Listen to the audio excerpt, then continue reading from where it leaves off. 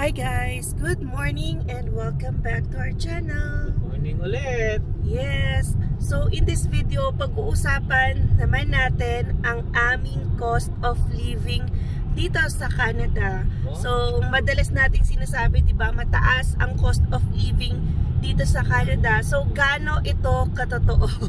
Oh yeah. Totoo na nga yan. So if you're interested in this topic, please keep on watching!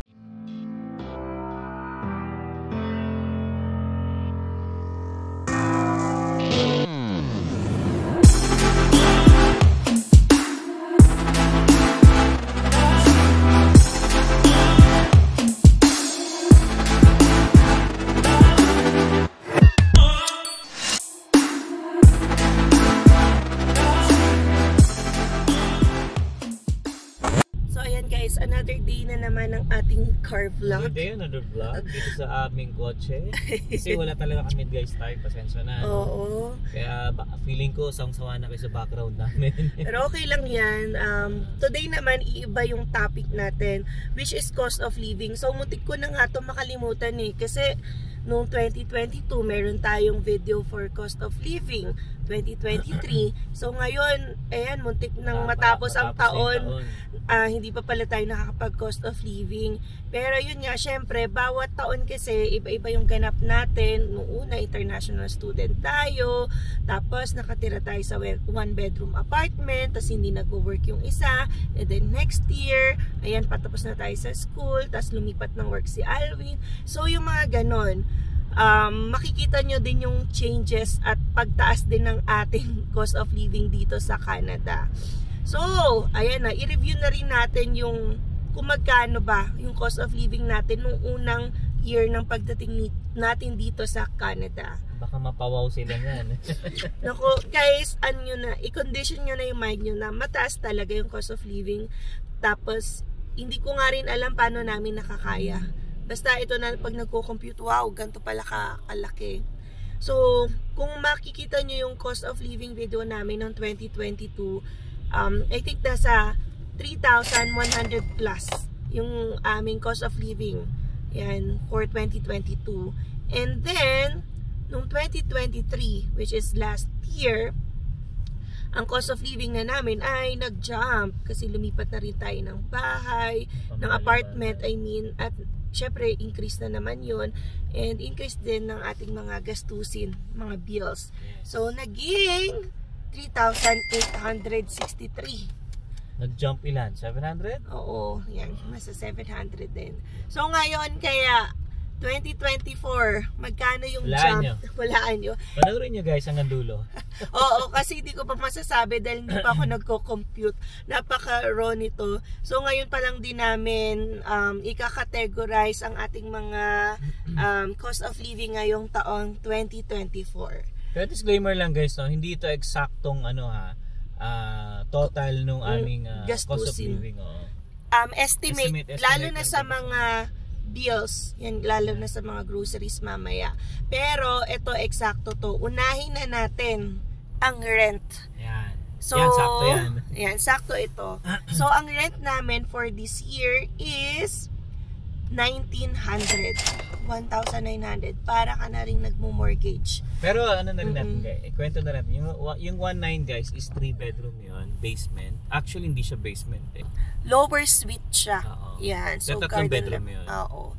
Then kasama na dito yung electricity, yes, water, heat, laundry. Yes. So ang dami na rin namang included sa 1,900. So kaya hindi rin namin maiwan. Yan, nung nag-check din kami, diba, sa Sunalta, kung lilipat na lang din sana kami para convenient, diba, malapit. Ang mahal kasi talaga, talong-talo tayo. Kahit mapalapit tayo sa work, pero super mamahal naman. Tapos, napakaliit ng space. Kasi kapag may anak ka, growing kid, mahalaga yung space. Lalo na sa mga toys, para makapag-explore din siya, makatakbo. Dapat hindi naman very limiting. Kaya nag-decide kami magstay kahit yan medyo masakit sa pulsa kung titingnan. Included naman din yung aming utilities. Tsaka isa rin baby, Isa sa reason din kaya tayo nag-stay kasi ayaw na rin namin guys maghakot. Napakahirap maglipat talaga. Oo guys, yan, isa pa yung reason na yan. Mahirap maglipat dito. Naranasan na kasi namin yan. So from first apartment, yan nga pala, sabihin namin yung rent namin, 1,150 yun. Napakamura pa, no? Bago pa yan magkaroon ng very big jump dahil yung nga sa housing crisis. So 1,150, pero after a year, no, tinataasan kami ng 1,595, basta yan, almost 1,600 na, which we felt hindi sulit para sa 1 bedroom, diba? 1,600, tapos add pa mo pa dun yung electricity, tapos wala pang laundry, insurance pa, may tenants insurance pa, so napakamahal para sa 1 bedroom. Kaya nung lumipat kami dito nga sa place na to, 1,600 pa siya. Yun nga lang, this year nagtaas siya, naging 1,900. So medyo masakit talaga yun, na mapapaisip kaming lumipat, pero hanggat kaya pa, sige, go. Pero kaya nga tayo, di ba, nag-explore din ng other options, kasi sasabihin, pang bahay na yan, pang mortgage na yan. Totoo naman, kasi may mga kababayan tayo na mas mura pa yung mortgage sa ganyang halaga. Pero kasi hindi lang mortgage ang dapat mong isipin pag gusto mo na magkabahay, sobrang dami pa, like property tax, yung mga maintenance, yung mga condo fee kung meron man. So marami din yan, ikaw na sakit ng ulo. Kaya kung magbabahay man tayo or magkakabahay dito sa Canada, ready din tayo with the other expenses. Hindi lang tayo titingin sa mortgage. So yan, yun yung sa aming rent, 1,900 for this year. And then, punta naman tayo sa internet. Ayan, meron din tayong vlogs na from Telus, nag-change tayo to Rogers para makatipid. Pero since hindi naging maganda ang aming signal or hindi naging magandang service ng Rogers sa aming area, bumalik tayo sa Telus. Pero last year, ang cost of internet natin ay 75. Ngayon, naging mura na. Actually, ano na lang yan, 35 to 45. Pero nag-add kami ng Netflix, Disney Channel, tsaka Prime. So, $15 yun. Basta, internet natin ngayon with all the mga Netflix, Amazon, and Disney ay nasa, sabihin natin $50. So, nakatipid tayo ng $25 from last year. Yan. At least hindi na-increase ngayon, no? Kasi napaka-laking increase na yung sa bahay. So, dito sa internet, pababa tayo. And, bumilis pa yung signal. Diba? Tumaas yung bandwidth from 50 lang tayo dati. Ngayon, 100 na. Yung mga batchmates ko, yan sila Sam, alam ko 1 gig yung kanila. Kasi, dependent talaga sila. May work din si Sam sa, like, customer service, yan. So, additional job niya yan. Kaya kailangan talaga maganda yung wifi. Sa amin kasi, kailangan din namin magandang wifi, pero hindi naman na ganun kabilis. For uploading lang, kasi sa YouTube, yan, videos. So, ngayon, dito naman tayo sa SIM postpaid. So, guys, ito yung medyo tumaas pala sa amin. Dahil, although nag-maintain ang SIM, nadagdagan lang kami ng phone dahil kumuha si Alwin ng phone na S24 Ultra. Ayan, from yung share niya na 45 naging 80 na. So madadagdagan to ng 35. So na yan, compute natin 125. Tama? Kasama na yung sa'yo doon. Yan, kasama na yung sa akin. 125 with phone ni Alvin. Kasi kailangan na rin talaga. Okay lang naman yon dahil, 0% pa siya. No. Yan, 0% naman yung kanyang interest rate. Yan. So, parang, lang talaga. Pinatagal lang yung bayad. Pero, yan, at least walang dagdag na interest. And then, car insurance. So, wala namang pagbabago, guys. Same car pa rin tayo from last year. And the same insurance na din. Dahil nung nag-vlog kami, nakalipat na kami nun sa cooperators. So, $298 comprehensive na. So medyo mahal talaga dito guys sa Alberta ha. Mas mura sa ibang provinces like BC, I think Saskatchewan. So iba talaga policies per province. So hopefully in the coming years no, sabi nila magmumura daw ang car insurance dito with the proposed no fault system. Pero tingnan natin ang maging effect sa ating mga insurance, yung mga auto insurance natin. So yan, $298 comprehensive sa cooperators. And yun nga guys, no, hindi naman kami nataasan kahit nagkaroon ng speeding violation si Alwin. And ano pa ba, hindi rin tayo nataasan kahit inad ako as driver. Ayan, kasi diba Phoenix namin yung names namin sa insurance. So, yon with the addition of me and then yung speeding violations ni Alvin, hindi naman siya tumaas. So, $298 pa rin tayo per month. Okay? And then, ito naman, gas expenses. So, last year, ang sabi nating cost of gas expenses natin ay $200. So, tingin mo, baby, tumaas yun? 250 siguro kasi 3 times na kami nagagas sa isang buwan. Yes. Kasi nga, syempre yung travel natin ngayon from bahay to trabaho namin is downtown na. So, lagi kami syempre bumabiyahe. So, medyo mas malakas kami kumain ng gas na. And per kasi full tank namin nakaka $70 to $80 kami. So, kung 3 times yun, 240. Ayan, gawin na natin $250. $250. And sa Costco kami nagpapagas guys with 3% cashback. Yan, malaman natin kung magkano yung cashback natin kasi ganun tayo kadalas din magpagas dito. Pero nasa Alberta tayo, so mura na yung gas namin kumpara sa other provinces. So last na nagpagas ako ay $134. Yan, $134. So not sure sa ibang provinces pero mura na yan sa Alberta. Yes, and the next one ay grocery. So guys, ito very variable. Hindi namin masabing eksakto. Pwedeng mas mura pa nga, pwedeng mas mahal. Yan, depende kasi sa needs per month. So conservatively na lang, ang sasabihin namin for grocery expenses ay $500. With siguro kasama may kain na sa labas na konti. Kasama na yung pagkain namin sa iba-iba. Oo. Pero hindi naman aabot talaga ng 500 yun. Pero yan na lang ilalagay natin sa budget natin. Kasi minsan napapakain rin tayo sa labas. So ilagay na rin natin doon. So $500 for family of 3 for 1 month. So nakakatipid naman din kami sa karne. Yan, sa wahing. Kasi yung karne natin nasa, sabi mo ng $80 a month. Yan. And then the rest puro gulay na lang. Gulay, gatas, yung mga ganong needs.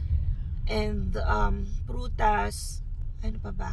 Yan, basta yung other groceries sa Walmart, sa TNT, Real Canadian, madalang na lang kami. Basta yung 500 guys, kasama ng pero pag napupunta kami ng Hong Kong, yung Filipino store, ayan, uy, nakakamiss naman tong food na to, bilhin natin. Dami kasi dun Uy, ito, ganyan.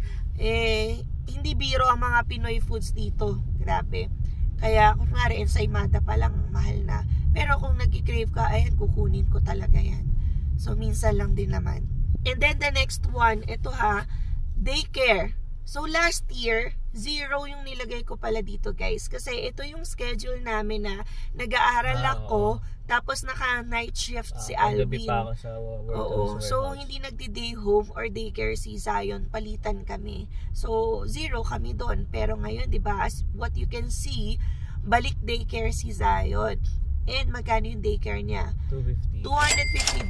Pero may months na 240 siya. So, ngayong December, kasi holiday may mga days sila na closed. So, buti na lang talaga yung December natin or holiday season, wala tayong pasok. Kasi last time, di ba, kung nag-work ka talaga sa retail, yung walang closure kapag holiday, kailangan mo pumasok. So, dati, problema namin yun ni Alvin, yung nagtrabaho ko sa Nordstrom, nagtatrabaho din siya sa Chinook Mall. kailangan may umabsent sa amin during holiday kasi walang daycare. So, yan. Buti ngayon, holiday, close naman yung mga offices namin pareho. Okay lang kahit close din yung daycare. So, yan ang bayad namin ngayong month for December, 240. Pero, regular months niya, 250. Yan. So, lagay natin 250. Ayan. And then, ito yung isa sa pinakamabigat. And hindi ito nag-a-apply sa lahat dahil choice nyo naman kung bibili kayo ng second-hand car para hindi na kayo mamroblema every month ng bi-weekly. Pero kami guys, ang bi-weekly namin or dalawang bi-weekly for the entire month na yan ay nasa $600. So yan o, computing nyo na guys.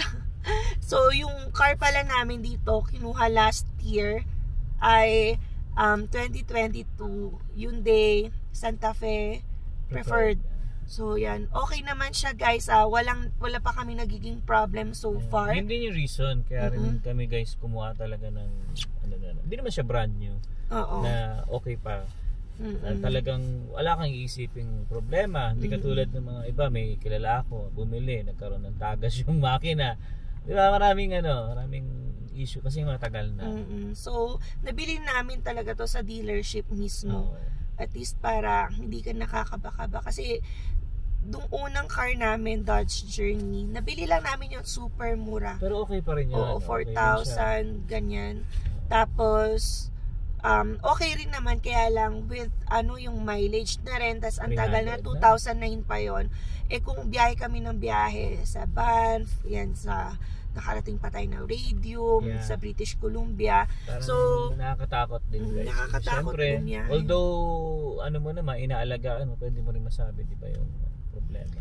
So pero at least ngayon, kahit mahal, ayan, yun naman talaga yung dapat happy tayo sa serbisyo nito. Ang naging problema lang naman talaga nito, which is hindi fault ng sasakyan, yung nabasag yung windshield.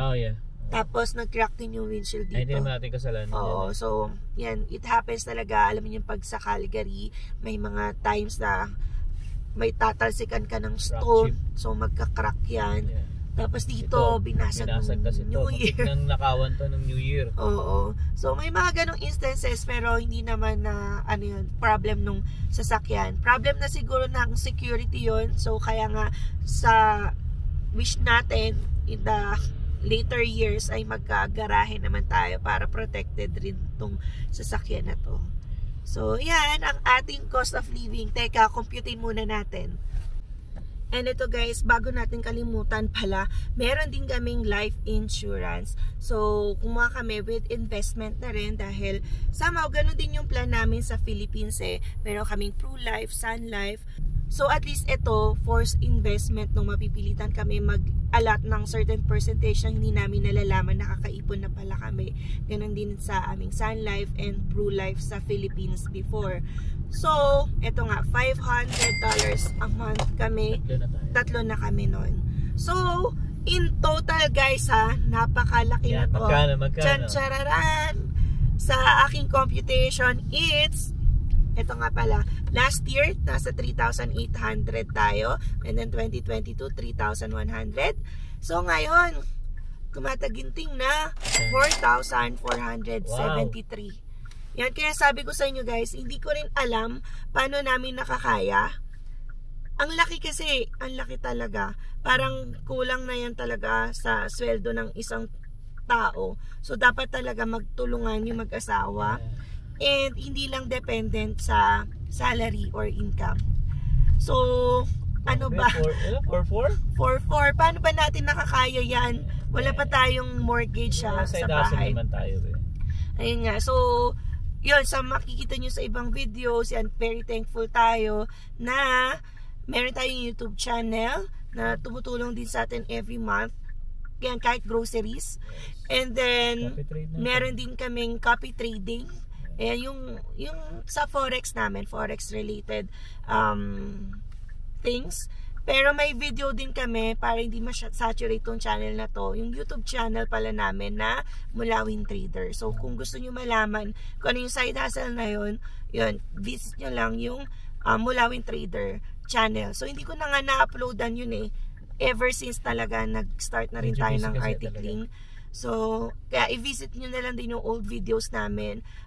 Same lang din naman yung process kung gusto nyong i-try din yun. Nasa sa inyo yun. And then, ano pa ba? Ayan pa ba yung mga extra income? Basta, basta very thankful kami kay Lord kasi totoo, God provides. Na hindi ko inisip na kaya pala. Ayoko pa nga sana kumuha si Alwin ng sasakyan kasi napakamahal. Pero sabi niya kaya namin. May nag-comment pa nga dati sabi niya yung pagkuha nyo ng car ang magpapabagsak sa inyo. Kasi nga kasi nga napakamahal ng bayarin. Pero guys hindi ko tinutulungan si Alvin nga. Si Alvin yung nagbabayad ng car. Pero yun sa hati naman kami kunwari sa YouTube, hati kami sa Forex namin na gains. So, doon niya kinukuha yun. Ayun, basta pray lang kami kasi syempre things can go rough minsan. So, pwedeng maging tight yung budget natin talaga. Kaya, meron tayo ding dapat na emergency fund, emergency savings. So, ako, taga-tabi. So, ayan, kaya sa kanya, nagagastos din dahil dito. Yung guys, halos nakukuha siya ng isang, sa amin, isa ako. Ganun. Doon nakukuha yung expenses namin. Kasi nag-work. Yan talaga. Hindi pwedeng single job ka na minimum wage. Dapat double job. Unless mag-single job ka na may maganda yung offer or salary. So yan guys sa amin lang naman din yan nag-a-apply. So kung sa inyo, i-check nyo kung paano nyo matitwist yung mga expenses na yan para mapamura or mapapamura pala. So I mean maging cheaper ang ating cost of living dito sa Canada. So yun lang guys, no. At least nakapag-update ngayon tayo ngayong 2024. Yan, kasi munti ko na makalimutan. At least ito, mga mababalikan namin. Tingnan nyo, at least nakikita namin ito yung gastos namin ng unang taon, pangalawang taon, pang-apat na taon. So, hindi ko na alam, baby, baka next year, mamaya 5,000 na per month. Possible, pero wag naman sana. Or at least, kung maging 5,000 yon, meron na tayong bahay. So, anyway, yun lang naman guys ang aming vlog for today. Yes. So, sa inyo ba magkano ang cost of living ninyo? Comment nga guys. Yan, computing nyo na rin para alam namin kung saan din kami magtitipid. Pero, sabi nga nung friends ko, ayan o, si Alwin din, basta pagdating sa pagkain, huwag kayong magtitipid. Ako hindi ako. Hindi siya nagtitipid sa pagkain. Ako naman, kung pwedeng kumain sa ganitong place, kumpara sa mamahaling place, yun yung pagtitipid ko, di ba? Same lang din naman tayo na mabubusog. Kahit naman sa Pilipinas, maybe hindi naman ako nagtitipid. Kaya yan. Oo na nga, kaya lumulobo tayo pareho. So anyway, yun lang guys. We'll see you again on the next one. Peace! Peace.